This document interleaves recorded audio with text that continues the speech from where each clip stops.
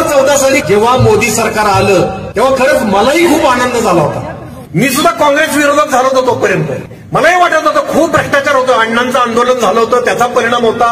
नाही आता मोदी आले पाहिजे, अच्छे दिन येणार असं वाटायला लागलं. 100 दिवसात काळा पैसा परत आणणार म्हटले ते, प्रत्येकाच्या खात्यावर 15-15 लाख येणार. म्हटलं काय नाही झालं तरी चालेल, एक पायरी जरी आपण आत्ता आहोत त्यापेक्षा वर गेलो तरी बस. आज 10 वर्षानंतर कळतंय एक पायरी वर जाणं दूर, आपण हजारो पायऱ्या खाली गेलो. स्वातंत्र्यानंतरच्या सगळ्यात भयानक परिस्थितीत आपण आहोत. अत्यंत नीच घृणास्पद राजकारण चाललंय. तुमच्या खिशातला पैसा रोज लुटतायत ते. शेतकऱ्याला सांगतात तुमच्या खात्यात 2000 टाकले, आपण खुश व्हायचं? भिकारी आहे का आपण? अरे आपलाच पैसा आहे तो. आपल्याला युरिया आपल्या खतं मिळत होती. 2014 साली 400-450 एक पोतं मिळायचं. एमआरपी होती 499 रुपये.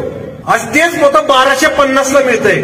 त्याच्यावर एमआरपी दाखवतायत 2500. आज आपल्या धान्याला भाव काय आहे? तो वाढलाय का? तो नाही वाढलेला. इन्कम नाही वाढला आपला. तुमचे लाखो रुपये काढून घेतलेत आणि तुम्हाला 2000 रुपये महिना टाकतायत खात्यावर तुमच्या. तिकडे पंजाब हरियाणाचे शेतकरी तिकडे बॉर्डरवर जाऊन बसलेत, तुमच्यासाठी जाऊन बसलेत. त्यांच्यावर गोळीबार होत आहेत, त्यांच्या अश्रुधुराची नळखंडी फोडली जाते. ह्या बातम्या तुम्हाला दाखवत नाहीत. मणिपूरच्या बातम्या तुम्हाला दाखवलेल्या नाहीत. आपल्या भगिनींना निर्वस्त्र करून फिरवले. महिला सबलीकरणाचं सगळ्यात मोठं उदाहरण कुठलं तर महिला कुस्ती खेळायला लागल्या, पुरुषांच्या बरोबर उभ्या राहिल्या. त्या कुस्तीगीर महिला रस्त्यावर